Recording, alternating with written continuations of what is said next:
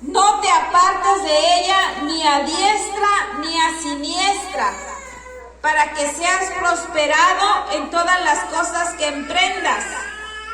Nunca se apartará de tu cabeza, de tu boca, este libro de la ley, sino que de día y de noche meditarás en él, para que guardes y hagas conforme a todo lo que en él está escrito, porque entonces harás prosperar tu camino y todo te saldrá bien.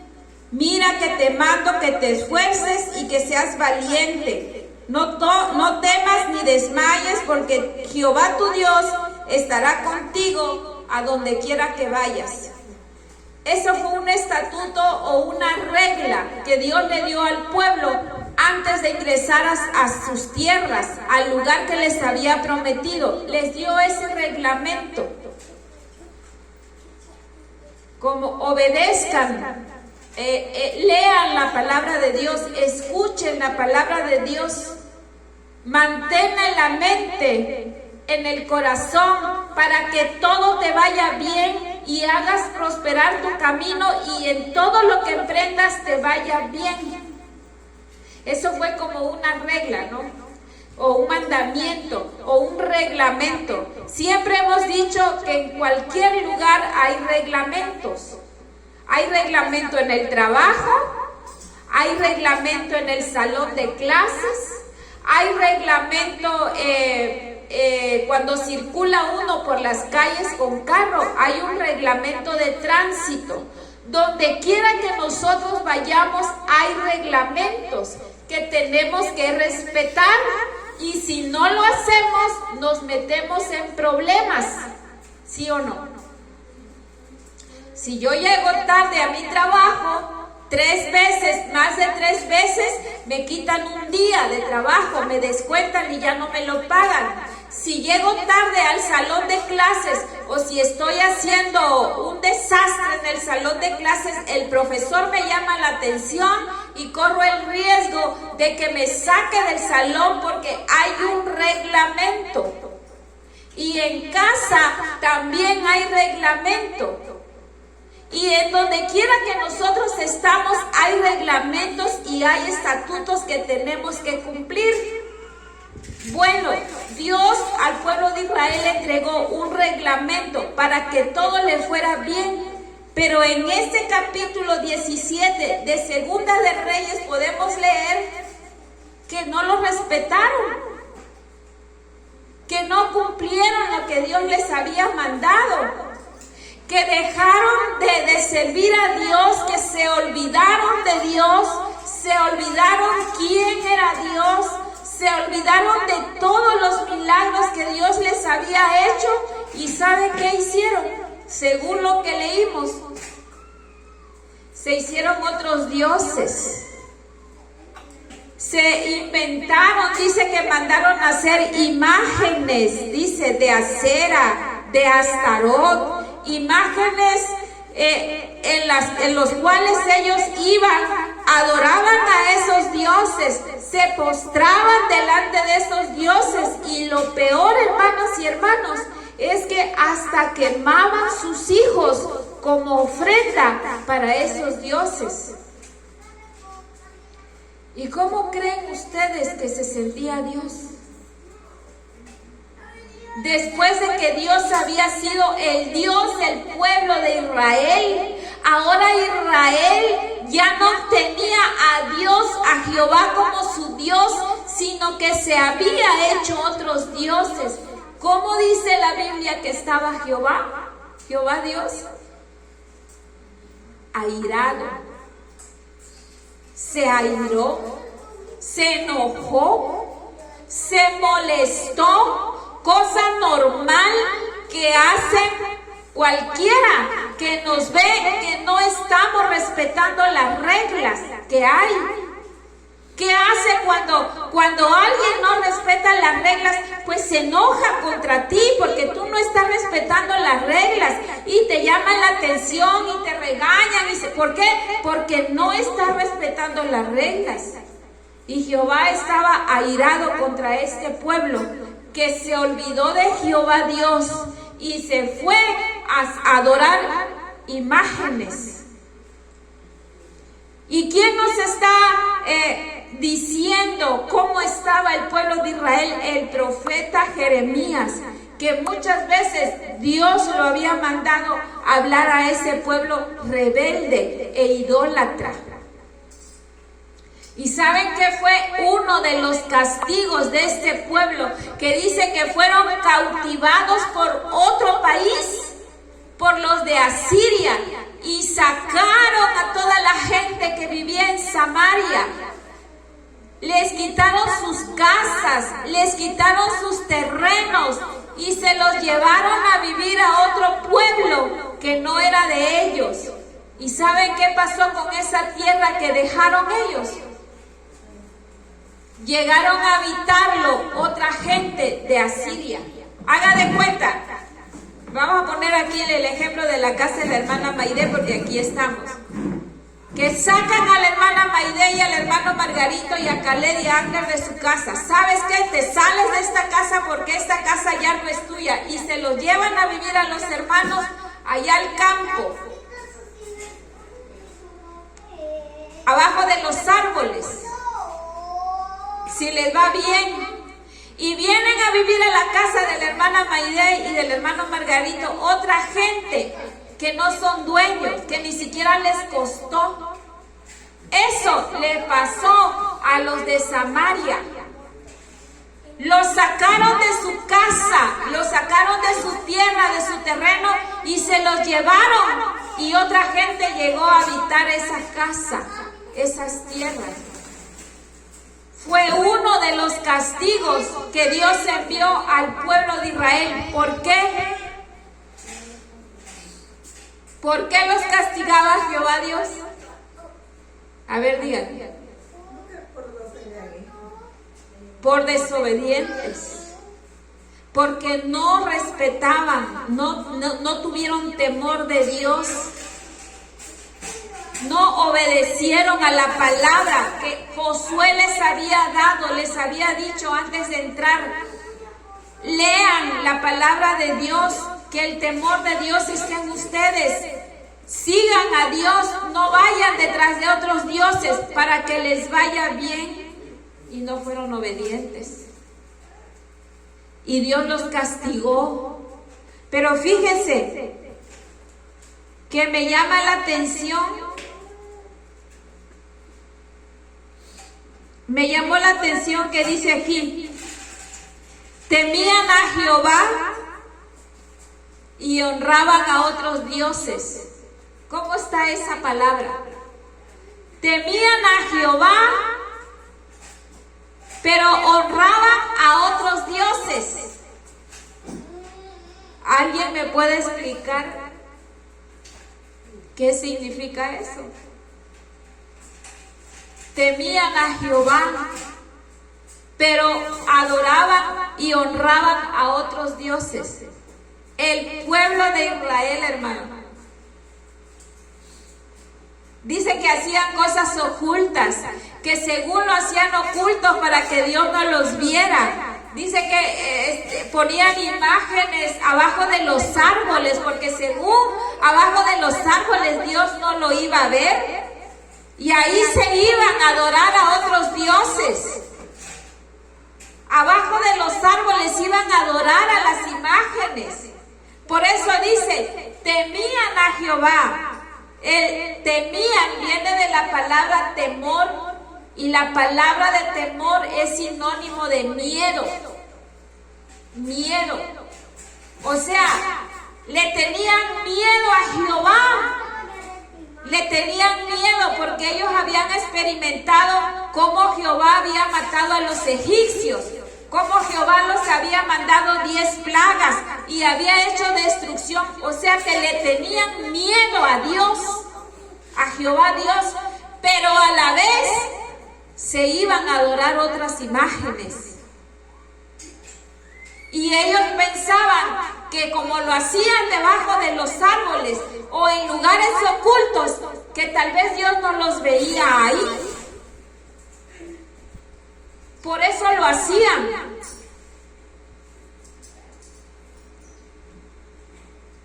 Pero Dios lo veía. Y miren qué dice aquí, en el 41 dice: así temieron a Jehová aquellas gentes, y al mismo tiempo sirvieron a sus ídolos, y también sus hijos y sus nietos, según hicieron sus padres, así hacen hasta hoy. Lo dijo el profeta. Así como vio, fíjese, el profeta de cuántos años atrás, él veía cómo el pueblo de Israel temía a Dios, pero adoraba imágenes. Y dice el profeta Jeremías: así como lo hacía el pueblo de Israel antes, así lo hacen hoy. ¡Qué dolor! ¡Qué feo!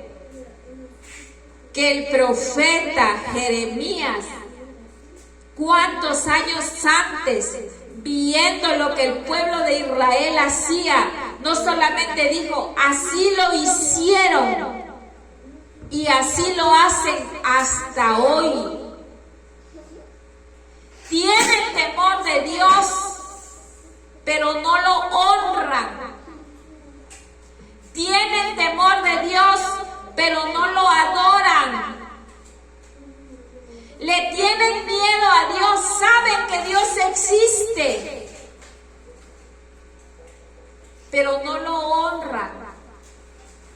Y no lo honramos, pues que yo me meto ahí también es más, Jeremías me metió también a mí. Y dijo: todos, así lo hacemos hasta hoy. Tememos a Jehová, pero no lo honramos, no lo adoramos. ¿Y qué pasa cuando queremos ocultar las cosas? Cuando le queremos ocultar a Dios: bueno, lo voy a hacer aquí escondido porque aquí Dios no me mira. Aquí debajo del árbol donde Dios no me vea. Aquí en mi cuarto donde Dios no lo vea. Jeremías dice: Dios lo vio, se airó y castigó al pueblo y mandó otra nación para que los destruyeran, los llevaran cautivos, los sacaran de sus casas y entregaran sus casas a otra gente que no eran ellos. Qué difícil, ¿verdad? Qué difícil, porque Jeremías nos dice que así lo hacemos ahora también. Pero fíjense que ahora tenemos un Dios de gracia y de misericordia, dice la palabra de Dios. Ahora podemos decir: hermana, pero eso era en el Antiguo Testamento. Usted me está leyendo el libro de Reyes que está en el Antiguo Testamento. Hoy, el día de hoy, vivimos bajo la gracia. Así hablamos muchos. Hoy, el día de hoy, vivimos bajo la gracia. Y la gracia es diferente a la ley.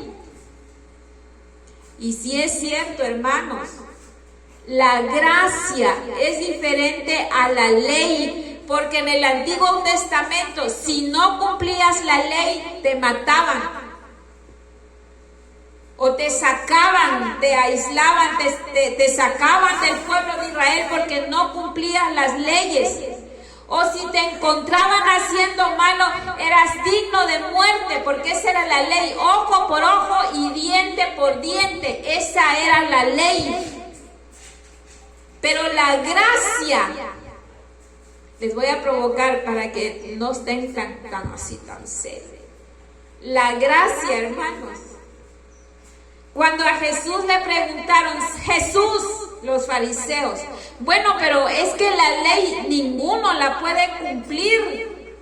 Es muy difícil y complicado la ley. ¿En qué reduces tú esos 10 mandamientos? ¿En qué lo deduces?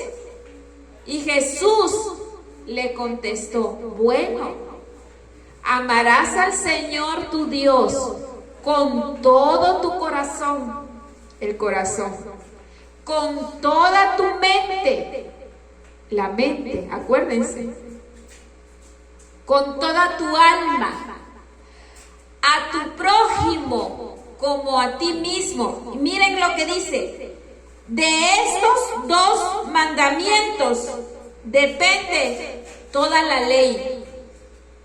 Ama a Dios con todo tu corazón, con toda tu alma, con toda tu mente. ¿Qué quiere decir Jesús? Ama a Dios por sobre todas las cosas. Que tu primer amor sea Dios. Si yo preguntara ahora, les preguntara, a ver, hermanas y hermanos, ¿quién es su primer amor para ustedes? Así. Olvídense de lo que le estoy diciendo ahorita. Debe de ser Dios. Debería de ser Dios nuestro primer amor, ¿no? Ajá, pero decimos, no, mi primer amor son mis hijos, o mi marido, mi esposo, mi esposa, o anteponemos a otros o a otras antes que a Dios. Y Jesús dijo, ama a Dios primero, antes de amar a tu prójimo. ¿Y quién es mi prójimo? Mi prójimo es el que está próximo a mí. El próximo, el que está cerca. Yo le podría decir aquí, por ejemplo, a la hermana Adelita y al hermano Mateo, a ver, hermana Adelita, dice que primero debemos de amar a Dios antes que a mi prójimo, mi próximo. ¿Quién es su primer amor, hermana Adelita?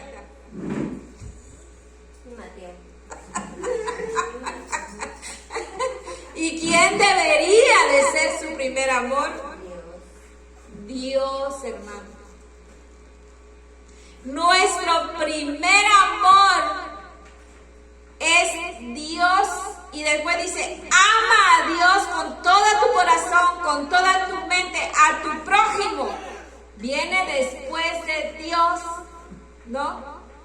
Después de Dios viene mi prójimo o mi prójima. Y mi primer amor debe de ser Dios. Pero nosotros no lo hacemos así. Nosotros adoramos a mi prójimo primero, o lo honramos primero a él o a ella, y al tercer lugar, cuarto lugar, quinto lugar tal vez, aparece Dios en nuestra lista. Y podrían decir, ay, pero Dios, qué tan egoísta es Dios, que a la fuerza quiere que lo amemos a Él primero, que ese es ser egoísta. ¿Sí o no, Mateo? Puede ser, ¿no? Que ese egoísmo. ¿Cómo puede decir Dios, yo primero, ¿cómo es? Como primero yo, luego yo y después yo. Dios primero en todo. ¿Por qué debe de ser primero Dios? A ver si me pueden decir. ¿Por qué debe de ser Dios primero en la vida de toda persona? Aún en una clase les dije quién era Dios, la esencia de Dios, ¿cuál era? A ver si se acuerdan. En una clase se las di, la esencia de Dios. ¿Se acuerdan? ¿Cuál es la esencia de Dios? A ver, la esencia de Dios. Lo que es Dios. Amor. ¿Qué es Dios? Amor. La esencia de Dios es amor. Entonces, ¿por qué es importante para nosotros que nuestro primer lugar sea Dios? ahí les va. ¿Por qué? Porque si en mi vida primero es Dios, entonces yo voy a amar a mi prójimo. ¿Y quién es mi prójimo? Mi esposo, mis hijos, mis padres, mi familia. Pero tengo que aprender a amar a Dios primero. Tengo que estar en comunión con el amor, con Dios, porque entonces, conectado al amor, voy a aprender a amar a mi prójimo. Si mi primer amor es mi hijo, o mi hija, o mi esposo, pero ellos no tienen la esencia del amor, ellos no son el amor, entonces yo no voy a aprender a amar a los demás,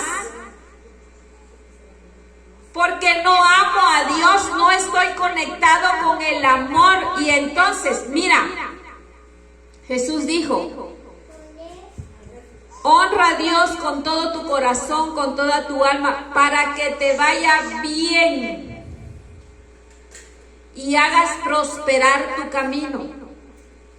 Para que todo te salga bien, tienes que honrar a Dios con todo tu mente, tu corazón y tu alma, para que nos vaya bien. Pero entonces, si Dios no es el primero en mi vida, ¿me va a ir bien? No. Aunque yo le busque, aunque le intente, pero si saqué a Dios de mi vida, así como lo hizo el pueblo de Israel, que lo sacaron, perdón hermano Caleb, que lo sacaron a Dios, y en vez de Jehová Dios pusieron a otros dioses. Miren cómo está la conexión. Vamos a hacer la conexión. El pueblo de Israel sacaron a Jehová Dios de su primer lugar y pusieron a otros dioses. ¿Y qué dice según lo que leímos? Les fue mal.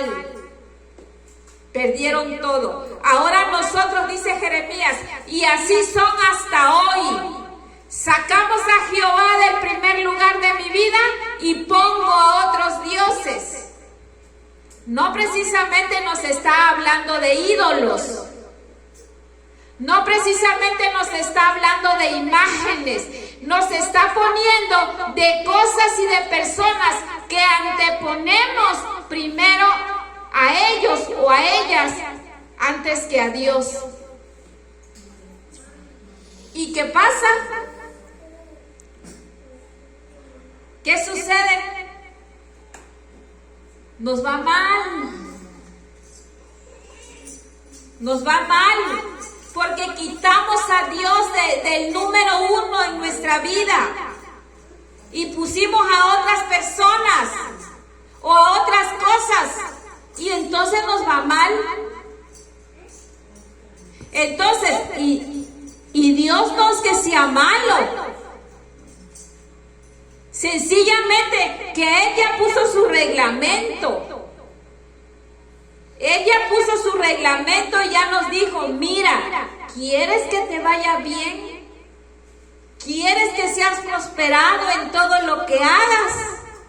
Bueno, ocúpate primero Dios en tu vida y después tu prójimo.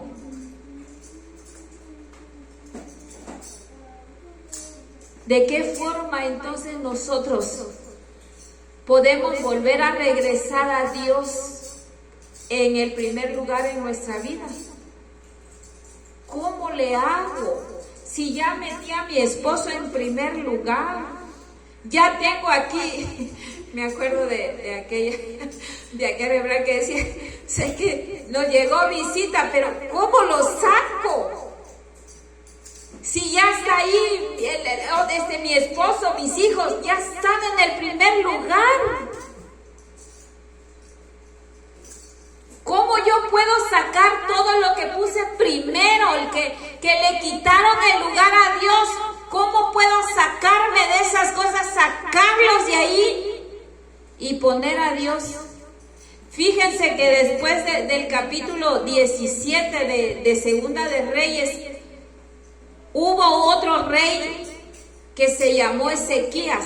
Y Ezequías dice que fue un rey recto delante de la presencia de Dios, porque derribó, dice, todos los lugares altos que el pueblo de Israel había hecho. Derribó las imágenes, derribó los lugares altos, limpió la casa de Dios y todo, y les ordenó al pueblo de Israel: ahora Jehová es nuestro Dios.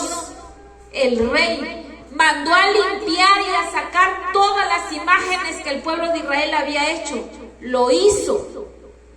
¿Y qué nos da a mostrar Ezequías? Podemos hacerlo. Ubiquemos nada más a quién o a qué hemos puesto antes que a Dios, y lo saquemos de ahí, porque mientras yo tenga a mi prójimo, a mi prójima en primer lugar, nunca me va a ir bien. Y todo el tiempo voy a andar batallando, porque no he puesto a Dios en primer lugar y he puesto otras cosas. Entonces, hoy aprendemos: ¿quién debe de ser el primero en mi vida? Dios. ¿Por qué debe de ser primero Dios en mi vida? Porque Él es amor, es la esencia del amor. Y si yo estoy en primer lugar con Dios, voy a aprender a amar correctamente a todos los demás que están a mi alrededor. Amén. Y cuando eso suceda, qué tranquilos vamos a vivir. Dichosos, plenos. Yo siempre les pregunto: ¿cómo estamos hoy? ¿Tenemos una vida plena? ¿Tenemos una vida satisfecha? ¿Tenemos una vida feliz? Y si me dicen: no creo, hermana, yo siento que no tengo una vida plena. Una vida plena, una vida satisfecha, hermano. Porque a veces dicen: no, ustedes son, hay una palabra que se puede confundir, conformistas. Una vida conformista a una vida plena es diferente. Dice: porque Jesús vino a darnos vida, y una vida abundante. Una vida abundante es una vida plena, una vida satisfecha, que aunque yo tenga poco, pero eso poco lo disfruto, estoy tranquila, vivo feliz, entonces tengo una vida plena. ¿Por qué? Porque el primer lugar en mi vida está Dios. Dios.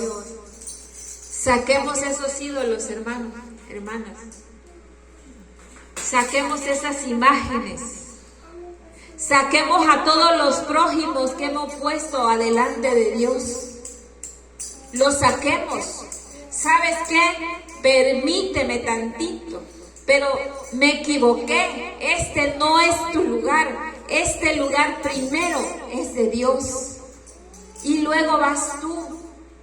Y no es que no te ame, no es que no te quiera, porque te amo. Debo de tener en primer lugar en mi vida a Jehová, a Dios, que es la esencia del amor.